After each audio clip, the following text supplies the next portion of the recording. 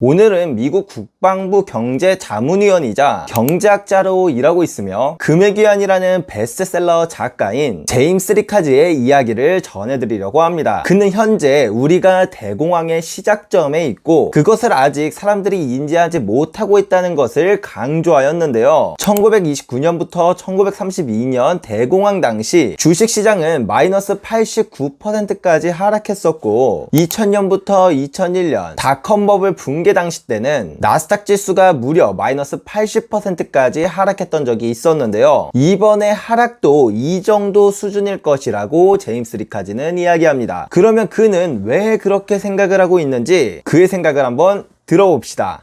현재 미국의 중앙은행인 연준은 인플레이션과의 전쟁을 선포하였습니다. 지난 21일 미국 중앙은행인 연준은 기준금리를 0.75%포인트 인상을 했습니다. 이것으로 벌써 5번 연속 금리 인상이고 또한 3연속 자이언트 스텝이 이어지며 이는 1980년대와 비슷할 정도로 역사상 가장 급격한 금리 인상입니다. 그리고 이번 통화정책회의인 FOMC의 기자회견에서 파월은 이렇게 말했습니다. 인플레이션과 싸우는 진정한 열쇠는 실업률을 높이는 것이다. 하지만 현재 노동시장은 여전히 강하다. 일자리가 오히려 넘친다. 우리는 인플레이션을 2%까지 낮추는 것이 목표이기 때문에 실업률이 올라갈 때까지 금리를 계속 올릴 것이고 이것이 인플레이션을 해결하는 진정한 열쇠다. 인플레이션을 낮추기 위해 최대 4.75%까지 금리를 올릴 수 있다고 그는 말했습니다.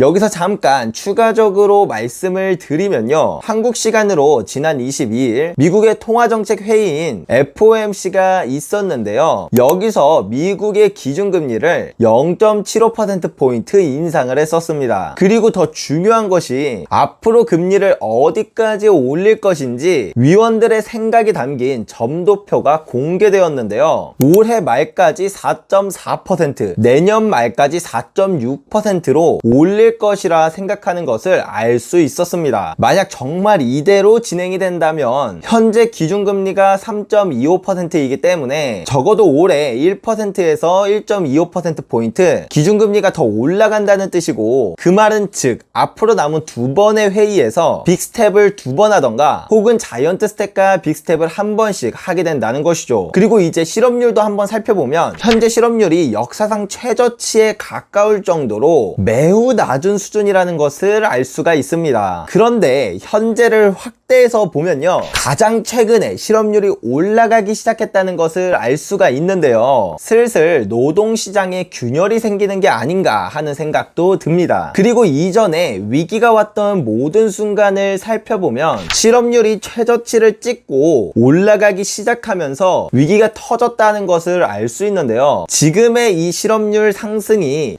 잔파동일지 아니면 위기의 시작을 알리는 전조일지 모르겠지만 좋은 현상은 아닌 것 같네요. 일단 이어서 리카즈의 이야기를 들어보겠습니다.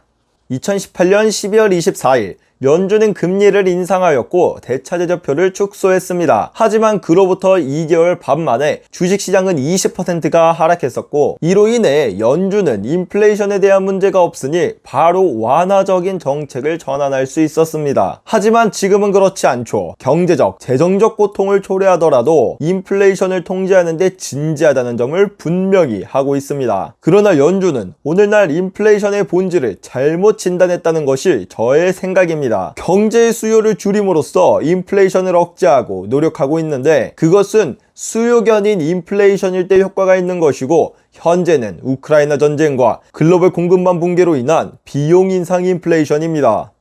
여기서 잠깐 인플레이션 종류에 대해 잘 모르시는 분들도 계실 수 있으니 제가 간략하게 설명을 드리면요. 인플레이션은 크게 2가지 종류가 있습니다. 수요 견인 인플레이션과 비용 인상 인플레이션. 수요 견인 인플레이션이란 말 그대로 수요가 커져서 발생한 인플레이션이란 뜻인데요. 보통 이러한 현상은 경제가 화랑일 때 자주 발생합니다. 경제가 막 화랑이니까 기업들의 매출이 증가하고 사람들의 소득이 가격이 증가하겠죠. 그러면 사업가들은 사업을 확장하고 투자자들은 투자를 늘리고 또 가게들은 소비를 더 많이 합니다. 그로 인해 모든 상품과 서비스의 가격이 올라가면서 인플레이션이 발생하는 거예요. 그런데 이와는 다르게 비용 인상 인플레이션은 상품들의 원료가 되는 원자재에 공급 문제가 발생해서 가격이 폭증하고 그로 인해 모든 상품들의 가격이 상승하는 것입니다. 그래서 수요 견인 인플레이션과 비용 인상 인플레이션을 아주 단적으로만 말하면 이렇게 예를 들 수 있어요. 명절에는 사람들이 과일을 많이 사니까 과일값이 비싸지잖아요. 그래서 이건 수요 견인 인플레이션인 거예요. 그리고 만약 태풍이 불어서 농사가 망해가지고 공급이 부족해져서 배추값이 치솟는 일도 흔하게 있잖아요. 이런 게 바로 비용 인상 인플레이션이라는 거예요. 바로 이처럼 지금의 인플레이션이 발생한 가장 큰 원인은 우크라이나 전쟁과 세계 공급망 붕괴로 인해 석유와 가스 가격이 치솟고 그로 인해 인플레이션이 발생하고 있다는 것이죠. 그러면 이걸 이해하셨으면 이제 제임스 리카즈의 생각을 이해할 수 있는데요. 금리를 올린다는 것은 사업가들에게는 이자 부담이 늘어나니 사업을 늘리지 말거나 오히려 축소하게끔 유도하는 것이고, 투자자들에게는 예금 금리가 올라갔으니 투자하지 말고 예금을 하도록 유도하는 것이죠. 그리고 가게들에게도 마찬가지로 이자 부담도 올라가고 대출도 쪼일 테니까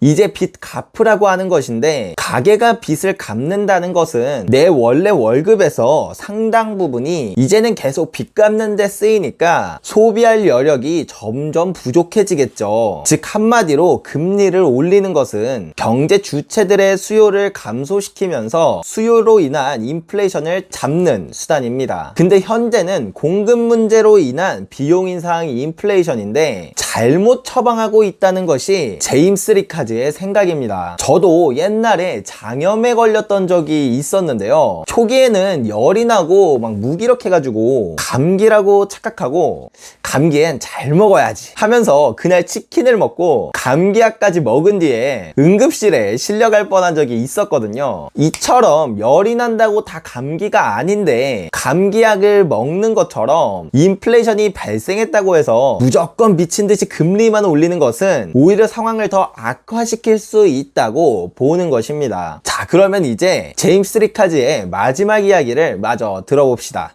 따라서 연준의 의지가 강하면 강할수록 실업이 폭증하고 주식시장은 파괴될 것입니다. 물론 그러한 피해는 파월이 인플레이션 목표를 달성하는 데 도움이 될 수 있겠죠. 모든 것이 계획대로 진행된다면 실제 시나리오는 훨씬 더 나쁠 수 있습니다. 그런데 많은 투자자들은 이에 대한 준비가 되어 있지 않습니다. 하지만 당신은 해야 합니다. 오늘은 이렇게 제임스 리카즈가 투자자들에게 전하는 메시지를 들어보았는데요. 한마디로 현재 경제 문제에 대한 처방이 잘못되어서 그로 인한 큰 부작용이 찾아올 것이라고 이야기하는 것 같습니다. 최근 주식시장뿐만 아니라 채권시장, 부동산 시장, 암호화폐 시장 등 거의 모든 시장이 다 죽어가고 있는 모습인데, 이렇게 혼란스러운 상황 속에서 우리 모두 잘 살아남을 수 있도록 노력합시다. 앞으로도 투자시장의 다양한 이야기를 여러분들께 쉽게 전해드리도록 하겠습니다. 그러면 다음 영상에서 또 만나요. 안녕.